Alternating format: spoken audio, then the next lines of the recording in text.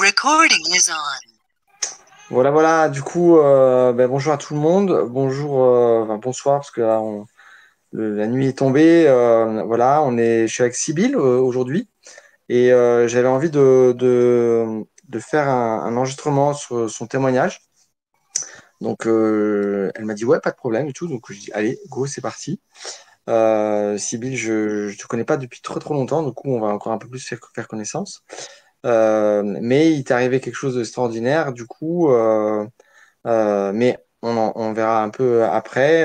Voilà, on va pas en dire trop, mais voilà. Peut-être tu peux te présenter vite fait, Sybille. Oui, bonsoir David. Eh bien, je m'appelle Sybille, j'ai 53 ans. Je sais pas trop quoi dire. Ouais, depuis, j'ai eu une recherche spirituelle parce que j'ai eu une grave maladie depuis l'âge de 21 ans où on m'a obligée à interrompre une grossesse et ça m'a énormément bousculée.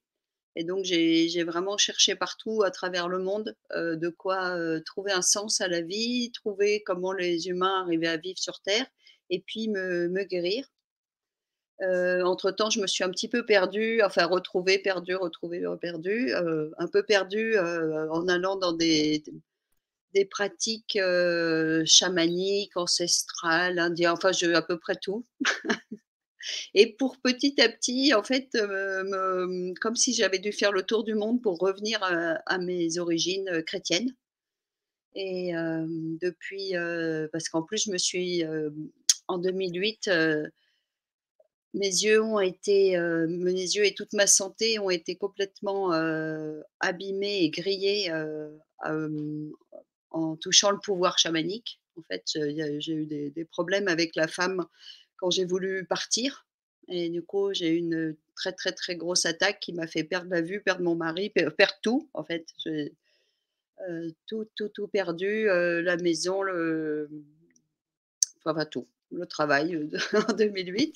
Et c'est là que je dirais que je fais vraiment enfin le vrai travail, avec ce dénuement total et de rencontrer petit à petit le Christ. Ça s'est pas fait directement. En fait, j'ai eu, d'abord on m'a offert un voyage en Israël, un pèlerinage avec un philosophe qui lui rapprochait le bouddhisme, enfin tout ce qui est, orientalisme et le christianisme et j'aimais bien cette approche et ce pèlerinage en fait, au lieu de l'écouter intellectuellement, j'ai vécu chaque étape qu'il proposait parce on passait sur les pas de Jésus et j'essayais de le enfin, pas j'essayais parce que c'est ce qui se passait, mais de vraiment vivre ce que Jésus ou ce que Pierre, quand il a renoncé 3 fois, vraiment et de voir le parallèle en moi de quand est-ce que j'ai renoncé, quand est-ce que j'ai voilà. Et puis il y a eu même le troisième jour, une personne est morte au milieu de nous, en haut du mont Tabor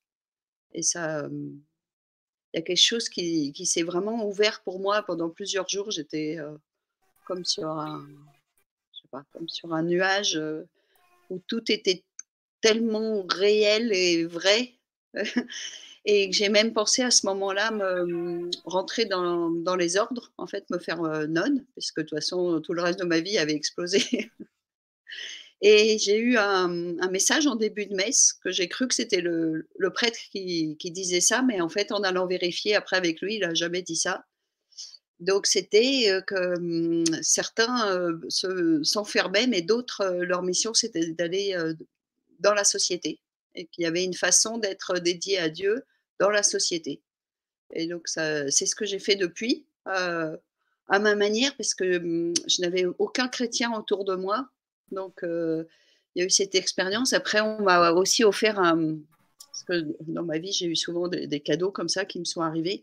Un pèlerinage à Medjugorje, donc là, c'est plutôt, la Vierge. Je sais que c'est pas forcément tout à fait, biblique, mais en tout cas, moi, ça m'a permis de me réconcilier avec toutes mes racines, familiales catholiques, puisque j'étais au milieu d'une vingtaine de catholiques avec des enfants et des adultes et je voyais à quel point ils étaient bons, généreux et justes et donc ça m'a réconciliée, ça m'a aussi réconciliée avec le Père avec un grand P et le Père avec le petit p.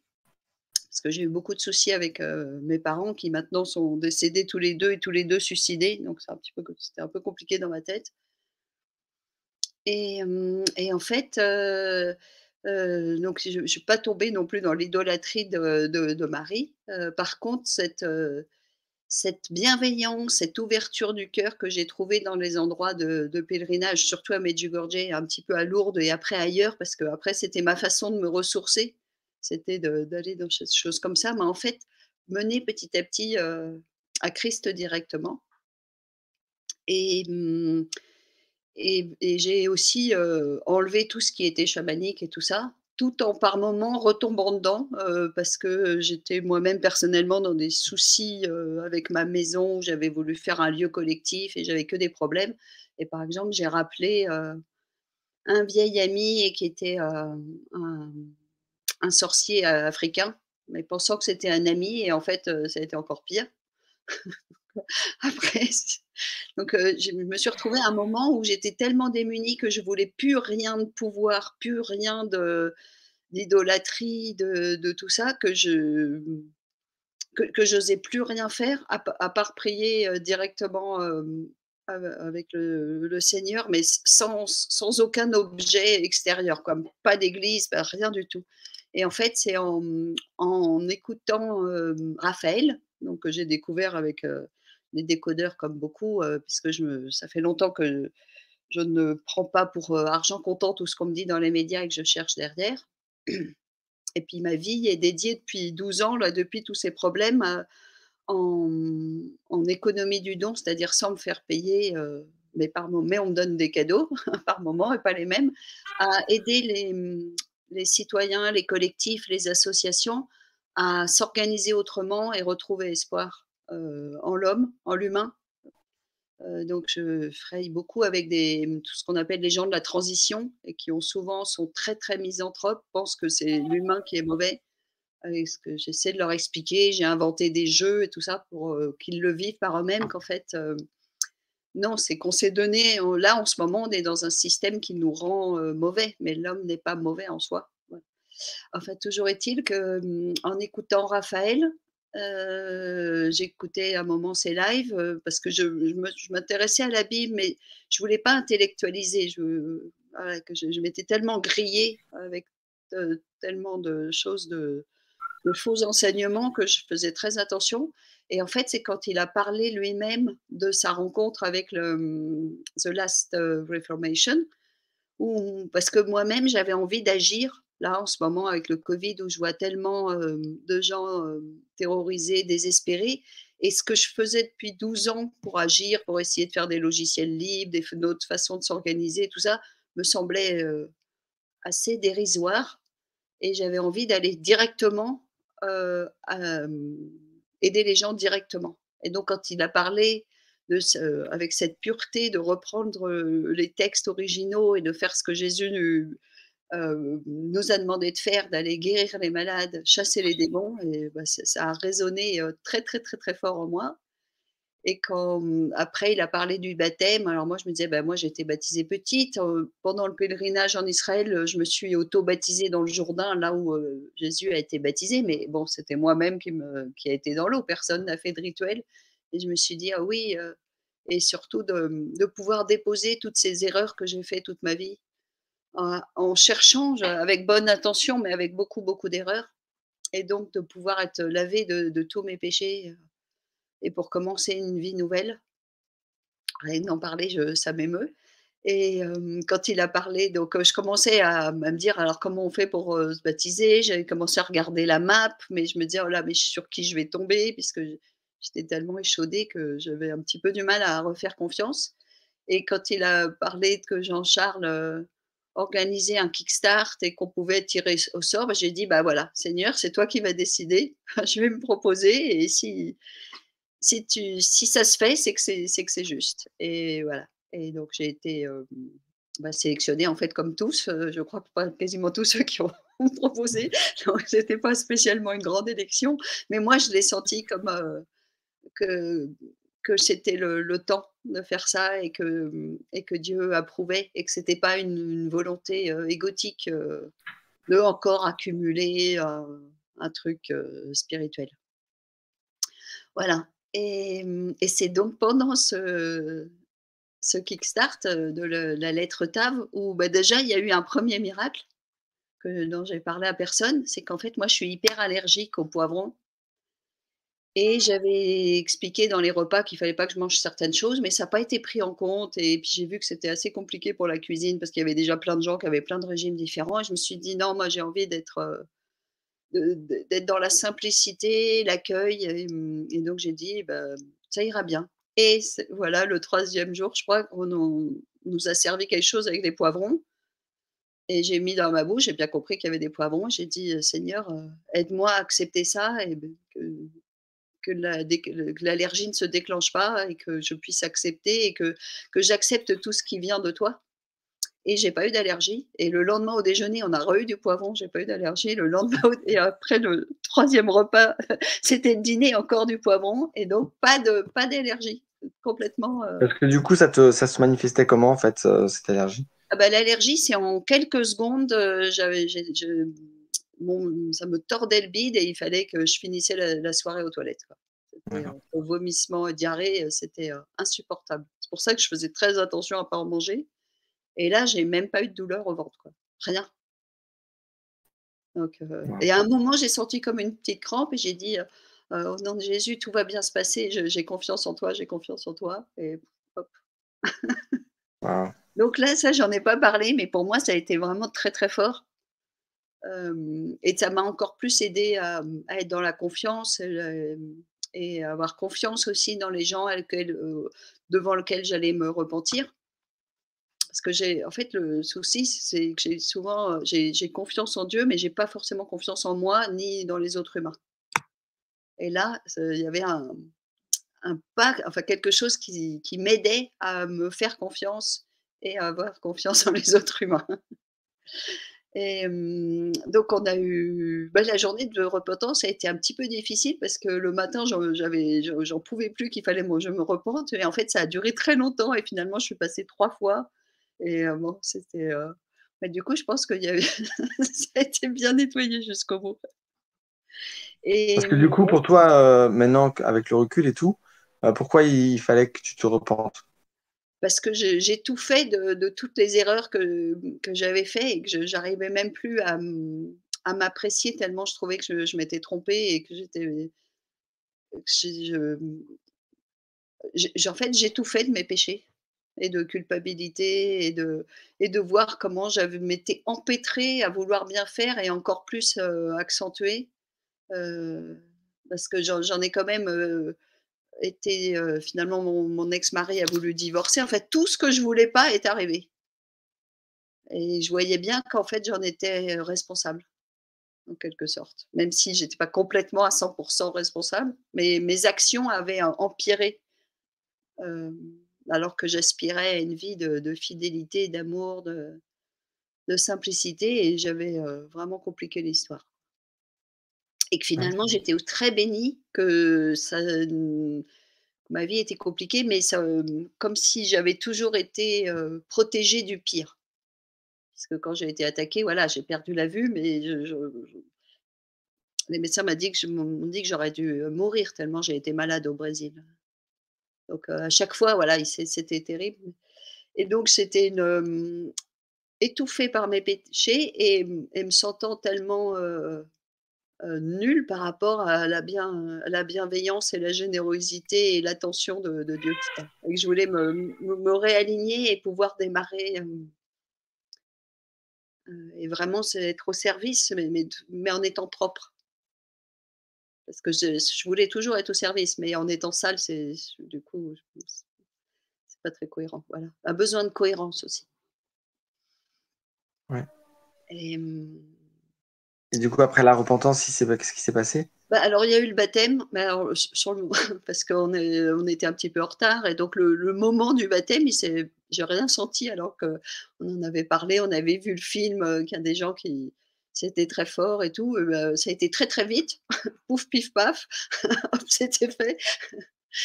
J'ai tout de suite quand même, en fait, quelques jours avant, j'avais commencé à parler en langue et ça m'a rappelé qu'autrefois je parlais comme ça, mais je m'en étais empêchée. parce que je comprenais pas d'où ça venait. Puis comme je m'appelle Sibylle et donc les propos sibyllins et donc je me demandais si c'était pas un truc, du démon, donc je m'étais empêchée de parler comme ça. Mais quand Raphaël, avait fait une vidéo avec David Terry et puis ils avaient fait une, bénédiction pour qu'on puisse être, recevoir l'infusion de l'Esprit Saint, bah, c'était revenu et là je m'étais dit: «Ah bah, peut-être qu'en fait tu peux le laisser». Et puis, bah, en fait, le kickstart est arrivé tellement vite après que j'avais pas eu j'avais pas compris comment on se servait de ça, enfin voilà. Et donc juste après le baptême, j'ai commencé à claquer des dents parce que l'eau était froide et que, je sais pas, je claquais des dents, mais du coup, je parlais des je parlais en langue tout en claquant des dents et ça me faisait rire. Mmh. Et après sur la plage, mais j'avais un tel calme parce qu'en fait, il y a rien eu de grandiose, mais ça, c'est bien parce que moi, j'en peux plus des trucs grandioses et à paillettes et tout ça. Je veux des choses très simples mais une paix, ouais, vraiment comme une paix profonde et stable et qui, en fait, m'a pas quittée depuis. Pourtant, il s'en est passé des choses depuis et dans ma vie, là, il y a eu pas mal de remous et d'attaques, mais quelque chose d'une stabilité intérieure, et qui me donne beaucoup de force, en fait, maintenant. Voilà et donc 2 3 jours après, je me souviens plus exactement le calendrier exact, mais il y a un soir où on a décidé de prier les uns pour les autres et moi j'avais pas demandé, parce que donc, en fait, je suis malvoyante depuis 2008 où, en 2012, je voyais quasiment rien. Je suis même reconnue handicapée pour ça. Je devais prendre une, canne blanche. Puis après finalement, après mon pèlerinage, on m'a proposé une opération des yeux, donc je me débrouillais un petit peu, mais l'œil droit voyait à peine de la lumière et l'œil gauche, heu, voyait un peu, mais je pouvais ni me déplacer dans la nuit, ni conduire, ne lire, c'était compliqué avec une loupe, enfin bon, vraiment, une vie un petit peu compliquée, mais qui m'avait pas arrêtée non plus, par ailleurs enfin je m'étais pas arrêtée pour autant. C'est même à ce moment, quand je suis devenue malvoyante, que j'ai commencé à faire des conférences partout dans le monde, sans voir mes notes, sans voir les gens et sans voir les diapositives que je projetais. Ouais, En OK. apprenant à faire confiance, en fait et à laisser le flux, et quand même ce soir-là, je demande qu'on prie pour moi et donc il y a eu d'abord, 3 hommes et puis après je sais plein d'autres et donc on a prié pour ma vue et bah, ça a été assez fort, le moment, de la enfin, on dit c'est pas exactement de la prière, enfin du processus de guérison, on peut dire et instantanément, quand j'ai réouvert les yeux et ben, je distinguais les gens autour de moi et non y compris, les gens de couleur noire, dans le noir qui, pour moi, c'était juste impossible de les voir d'habitude et là, je les distinguais, je pouvais reconnaître qui était qui et je voyais les voitures garées au loin dans le noir. On va pas forcément dire quelle marque, mais en plus je suis pas très forte en voiture, mais je voyais qu'il y avait des voitures et donc ça, c'était déjà tellement, tellement réjouissant et à partir de ce moment-là et bien, ma vue s'est de plus en plus ouverte.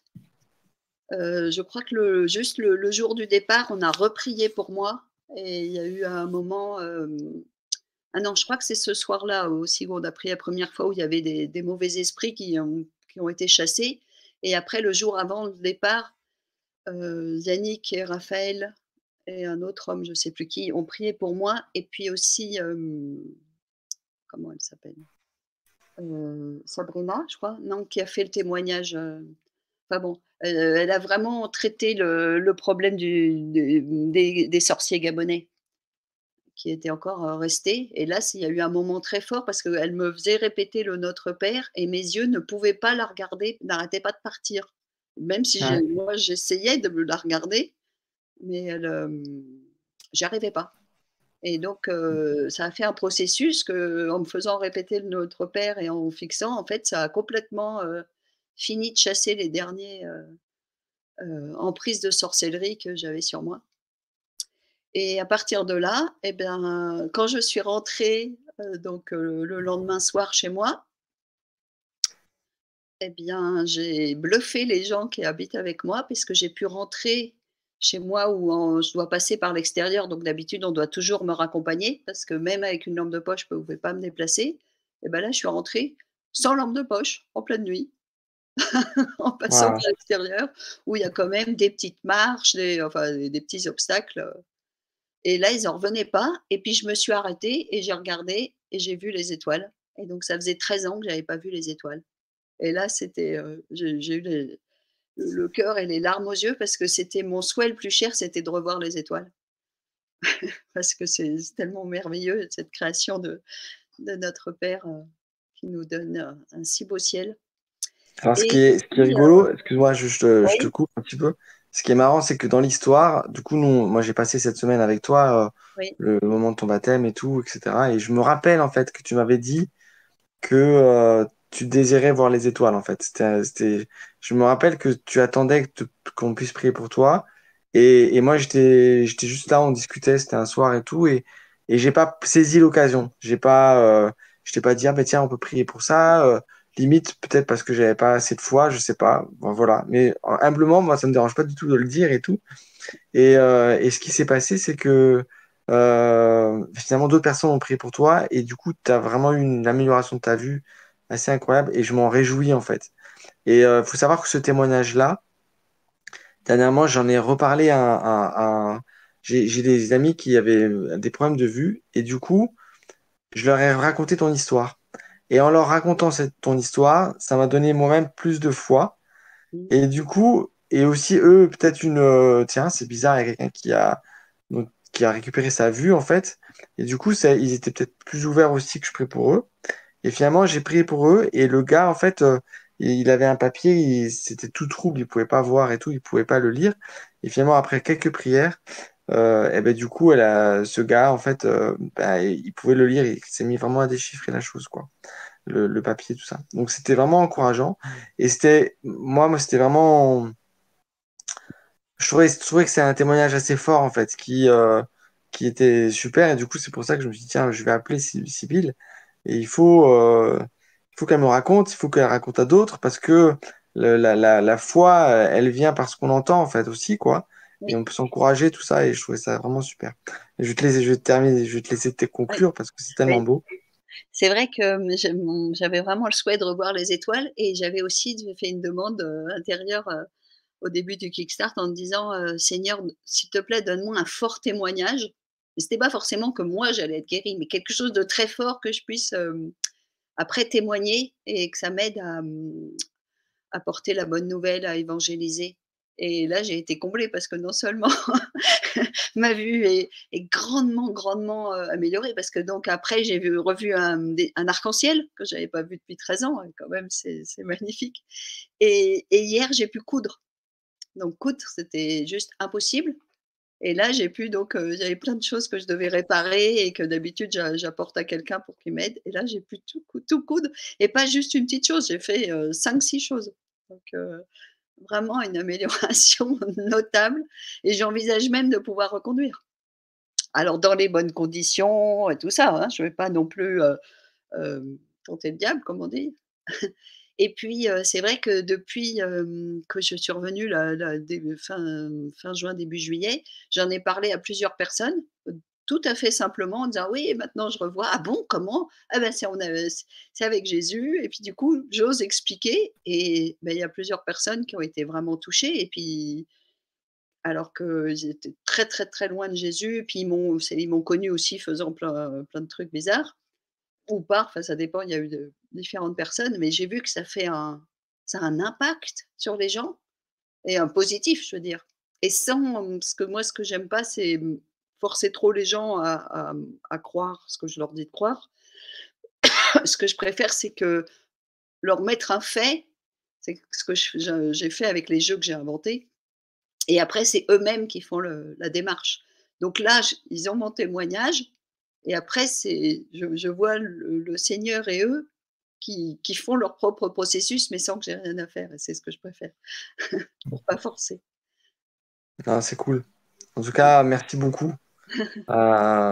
pour tout ça, quoi. Ouais, je pense qu'on va rester dans un format pas trop long, Oui, mais c'était super, super, super en tout cas de t'écouter tout ça et d'avoir ton témoignage. Et merci beaucoup, Sybille. Puis j'espère que tu auras l'occasion de le donner, même sous d'autres formes. Je sais pas comment sera l'enregistrement, mais qu'importe. Voilà. Ben, merci beaucoup. bah, Et merci puis, beaucoup de du donner coup, l'occasion. bah, ouais. À bientôt. Merci, à bientôt, bonne soirée. Sois bénie.